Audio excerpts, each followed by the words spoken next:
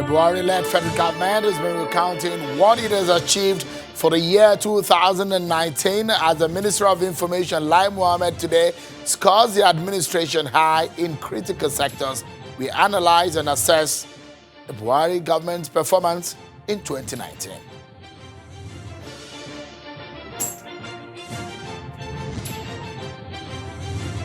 And the National Assembly is defending the 37 billion naira budget earmarked for the renovation of the National Assembly complex, saying they are not behind it.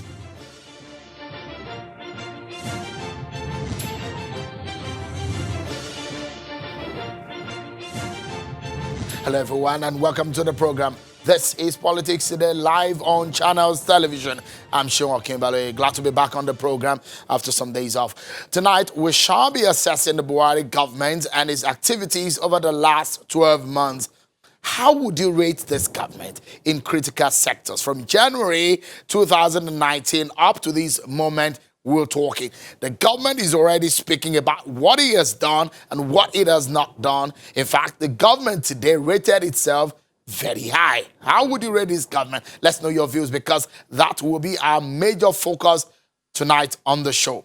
But let's tell you that Nigeria's federal lawmakers have been explaining the 37 billion naira meant for the National Assembly renovation. The Senate spokesperson, Godiya Akwashiki, has been responding to the public outcry against plans by the National Assembly to spend a sum of 37 billion naira to renovate the National Assembly complex. Senator Akwashiki says the Assembly complex is in urgent need of repair after 20 years, explaining that the lawmakers merely drew the attention of the Federal Capital Development Authority, FCDA, to the state of disrepair of the complex. He says the FCDA and not the National Assembly will handle the award of contract for the renovation of the complex. The issue is solely the issue of FCDA, because this structure belongs to FCDA. I've read it in the net that people, the Syrup, are trying to take the National Assembly to court for what? I don't understand. Because the National Assembly complex belongs to FCDA. The main responsibility of the FCDA, of the leadership of the Senate or House of Representatives, is to inform Mr. President that this structure is in the state of collapse. So, Mr. President, it is left from the President of the Executive now to tell the owners of the National Assembly complex to send their technical officers, the architecture, the building engineer, to find out which area and what attention they need in the National Assembly. How they come about the 37 billion is not the issue of the National Assembly. It's purely the issue of the FCDA. And let me tell the general public, it is the FCDA that are going to award the contract. And 10 kobo of this 37 billion is not coming to the National Assembly account. It's going straight to the FCDA. So if they said they should not renovate it, so be it. Our prayer is that the day the structure will collapse, it should not take anybody's life. The concern is because the National Assembly approved it. It was in the budget, and the National Assembly had the leeway not to approve it. The National Assembly approved the budget just like we approve other budgets. We approve construction of road from Lagos to Ibadan. We approve construction of road from Enugu to Owerri. We approve the construction of road from Abuja to Makurdi. It's the same. The sole responsibility of the National Assembly is to approve budget for the executive arm of government to implement. So this one is not different. This is one money some Nigerians are very interested in. 37 billion naira to renovate the complex for the National Assembly, where you have 109 senators and 360 House of Representatives. That is the place where federal laws are being made. Well, a coalition of civil rights groups and some concerned Nigerians have filed a lawsuit asking the Federal High Court, Abuja, to stop President Muhammadu Buhari and the Minister of Finance, Budget and National Planning, Mr. Zainab Ahmed, from releasing the money. The groups are also seeking a court order to restrain and stop the Senate President, the Speaker of the House of Representatives, and the Federal Capital Development Agency from demanding or collecting the money until an impact assessment of the spending is carried out. Indeed, Nigerians are very much interested in that. We'll see how that goes. Well, let's now check some other stories that you are interested in on our political roundup.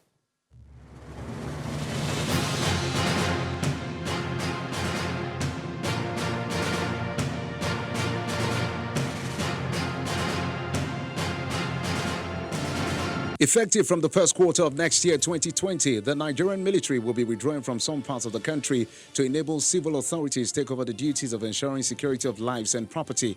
The Chief of Naval Staff, Ibakete Ibas, who spoke to State House correspondent after the meeting of the Security Council, chaired by President Muhammadu Buhari, says such withdrawal will be done only after an assessment of the situation. The naval chief concedes that the recent activities of ISWAP is a concern, but with an assurance that the military will comply with the president's directive to intensify efforts in the coming year. Following the recent Supreme Court judgment that validates Uche Nwosu as the authentic governorship candidate in the 2019 Imo governorship elections, the AA governorship candidate says the judgment has no doubt vindicated him as he maintains that he remains a bona fide member of the All Progressives Congress in Imo State. It says it is not time to trade blames, but time to sue for peace and for members of the APC in Imo State to close ranks and work together in unity. He promises to support any candidate who emerges victorious at the Election Petition Tribunal case pending at the Supreme Court, insisting politics is not a do-or-die affair, but the interest of Imo State must be put first. Politics is not do-or-die affair. For me, politics is give and take. For the Supreme Court, they have given their decision. Whether good or bad, I accept it. What matters is Imo State. The Imo State government has inaugurated a joint state public service negotiating council to work out modalities for the implementation of the new minimum wage for workers in Imo State. Governor Hedioha mandates the negotiation council to study the new minimum wage salary structure, determine the financial implication for possible implementation, make necessary adjustments in line with the realities of the state's resources, and recommend to the state government a revised consolidated salary structure that the state resources can accommodate.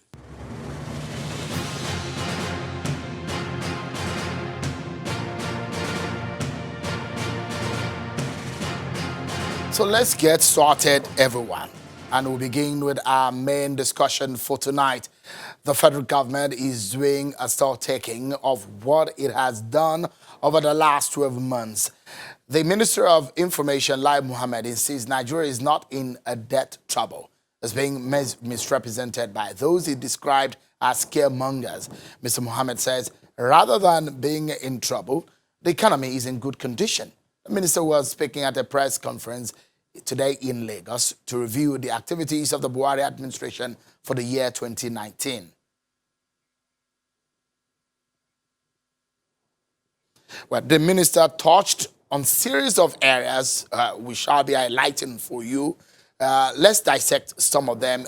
We will dissect some of them in a moment. But the minister responded to a statement that he was the one who sponsored the social media bill. He says it is a fake news. Listen to him. You must have read the fake news attributed to Senator Fadamsi that I'm behind the hate speech bill at the National Assembly, and that this senator who is sponsoring the bill is just fronting for me. This is a typical example of the fake news we are trying to fight.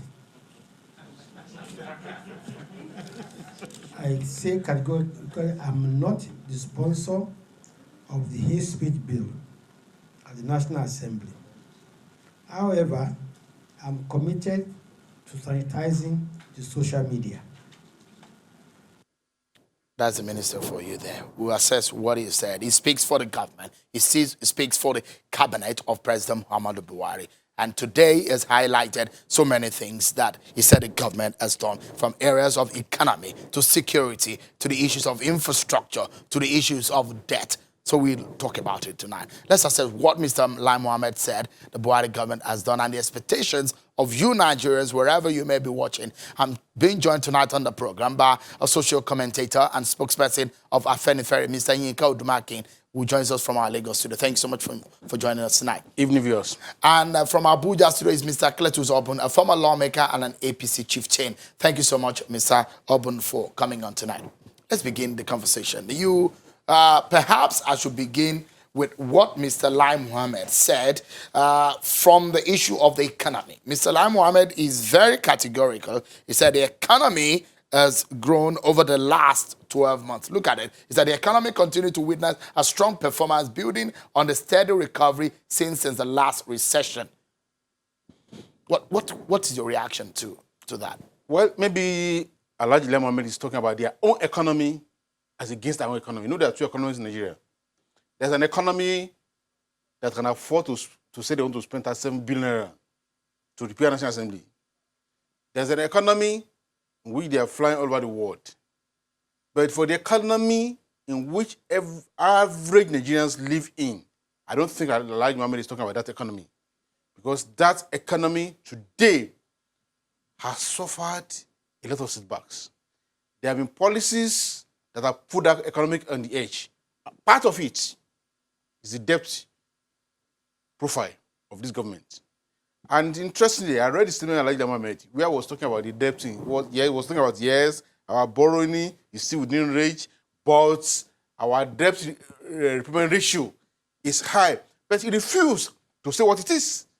No, he said it. He said, No. presently, Yes. if my producer can put it on, Yes. the debt stock, he has put it as 83 billion US. Like I said, there's been a lot of misrepresentation. What we are using to service debt. It's in the budget is over 2 trillion. Yeah, so He raised it, he said it was high, hope and that's why they are increasing the revenue net and the tax net and all of that.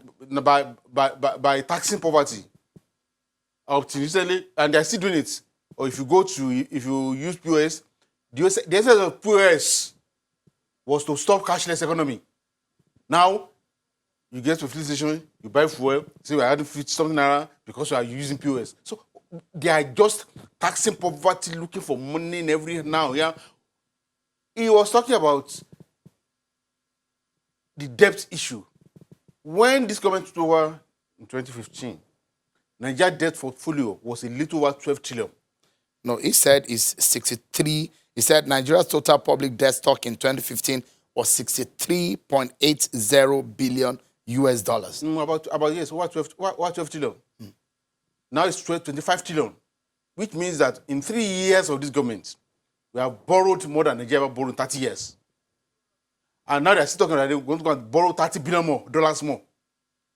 Even former head of President Obasanjo, our Tuesday was warning that bankruptcy is knocking on the door. So how come so can Atomo tell us that the economy is doing well, doing fine? You have people in your neighborhood, you see people on the street, you see workers all over the place. How do you measure economic growth when people are suffering and dying? The rate of suicide around this country, I think the media has just said to put down now the rate that people are committing suicide. What causes such a thing? Are you saying that this government has not performed well in the area of economy? I don't know. I think they have not done well. Let me hear from Mr. Cletus Obun. Mr. Cletus Obun coming on this conversation. In the area of the economy, the minister said the Buhari government has done very well. The economy got out of recession, and in fact, in 2019, the economy did very well. Mr. Odunmakin does not agree with that.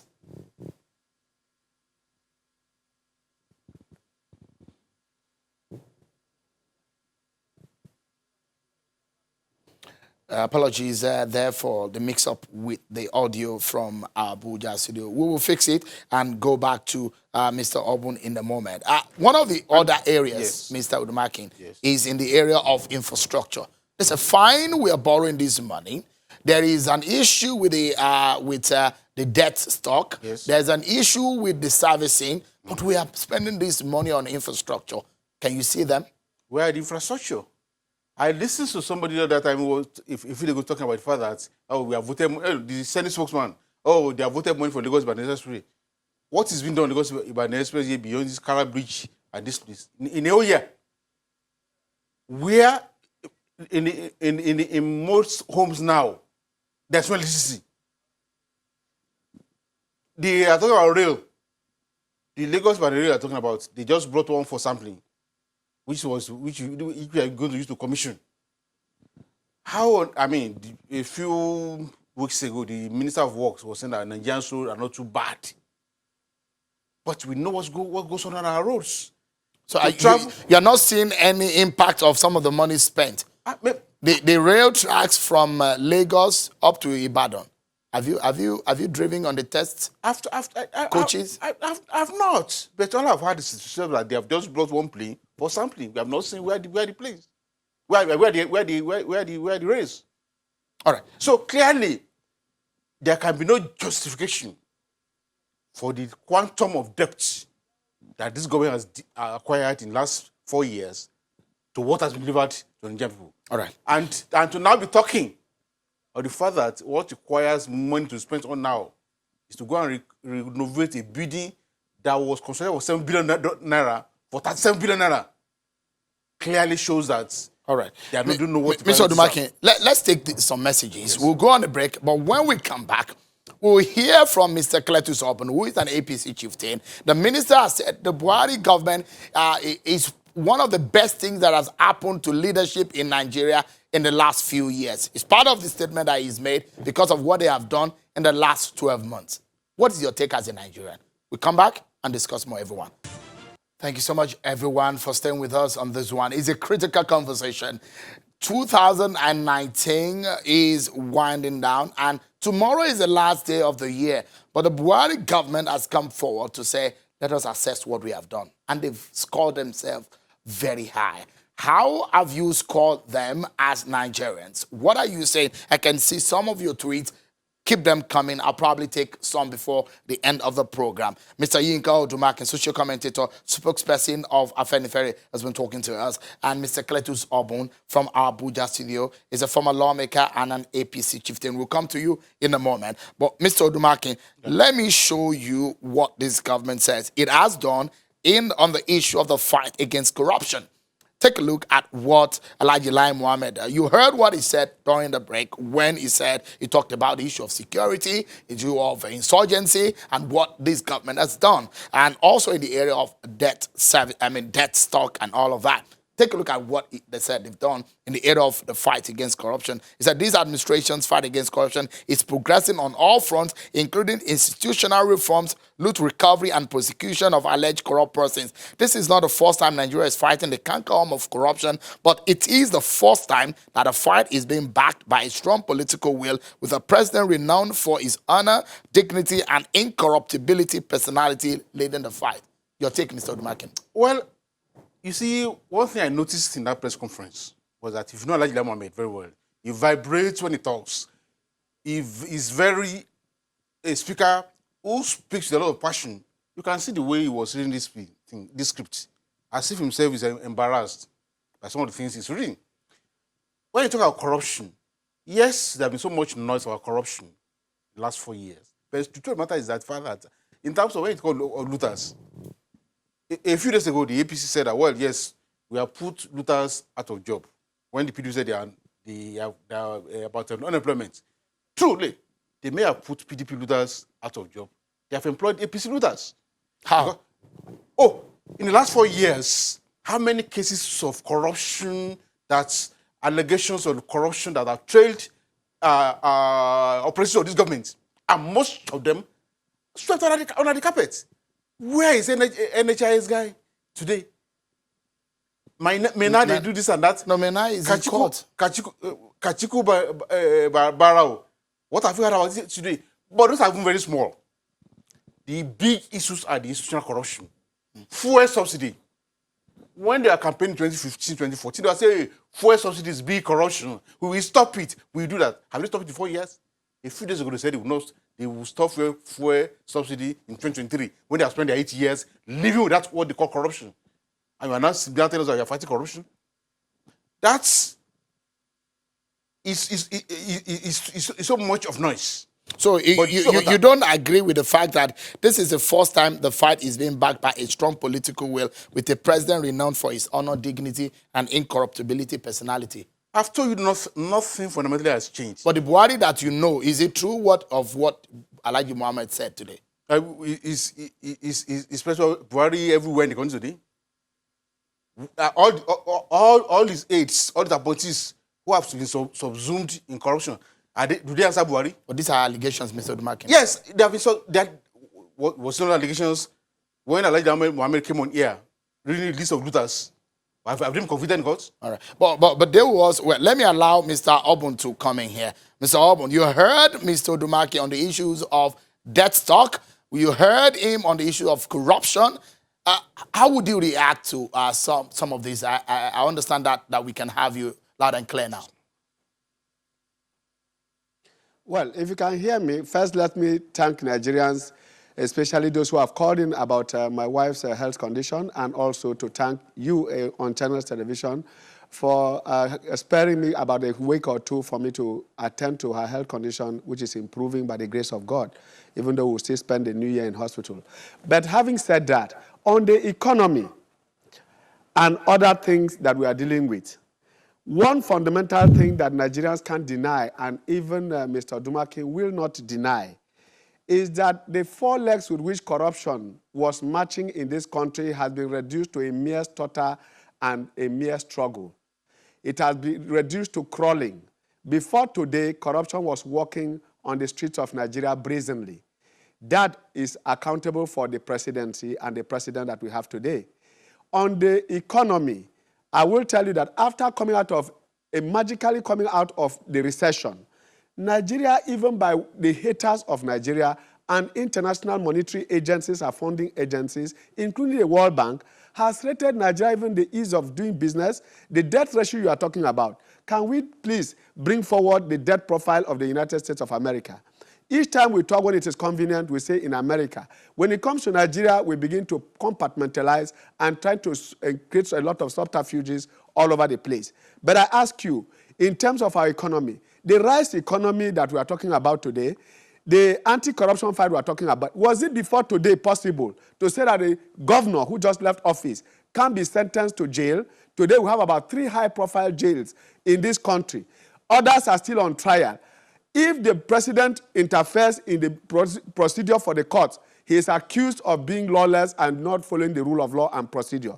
When he now sits back and waits for the courts to grind to a halt and bring out results, he is being accused of being slow on it and the list not being followed. I do think that in our criticism, we must not just be hyper-critical of our government. We must also profile solutions. What would be the fastest way of trying a court under our jurisprudence? What is the procedure for criminal offenses and for criminals of high-profile nature in our politics? 2, may we ask this question to Mr. Odunmakin. Will he deny that the Bill Courtney job that was started between Lagos Ibadan on the rail and on the road was not part of the problems created in the last regime? And today, can he say in fairness that the railway progress on that rail line is not in making much progress on the road? He's just talking about the bridge. The east-west road we are talking about, the Calabar-Itu road for which youth have been demonstrating in the Niger Delta. And today, as we speak, the Makurdi-Abuja road, which is undergoing dualization. Is this supposed to be a turnkey technology or some magic that ought to happen? But that there is a political will, release of funding ahead of time, which is what we have not seen in this country. And even the return to the January, apologies, Mr. Obun, because we have just less than 1 minute to the end of the program. And the last bit of what I want us to talk about in about 30 or 40 seconds is the issue of border closure. I may not be able to read because of our time. The federal government, Alhaji Lai Mohammed, said Nigeria is very close to self-food sufficiency. How true is that? Let me get your take, Mr. Obun, quickly in 20 seconds. That's where we hang the conversation tonight. Border closure was long overdue, and its impact is being felt. The inflation is expected because it's a long-term program and project. Therefore, the border closure is the best thing that could have happened. China did it for over 40, 50 years. America has done it. Mexico did it. Cuba has done it, and several others. And the impact on Africa, Nigeria being 1/5 of the African economy, is indeed a big player. Let's get the final take on this one from Mr. Odunmakin in just about 30 seconds or less. The border closure. It doesn't make much sense when you're not a productive economy. You are just closing border against needs, and what you're going to have is inflation. And your Minister of Finance admitted that you already have inflation over the place. And you are closing border in a section of the country, you are leaving borders open in another section of the country. What does that say? All right, Mr. Odunmakin, Mr. Obun, thank you so much, gentlemen. We're out of time. But this is the conversation we might be having even into 2020 and setting agenda for the new year. Well, I must sincerely thank you for coming tonight. Thank you so much, Mr. Odunmakin, for coming. And Mr. Obun, thank you also for coming on the show. But don't forget that all of what we have said tonight, this show, you can watch it again on our YouTube platform, Channels TV Web on YouTube. You can get alert on what is happening on Channels Television on YouTube by subscribing. Click the subscribe button and you will be in the know. That's our show for tonight, everyone. Many thanks for watching.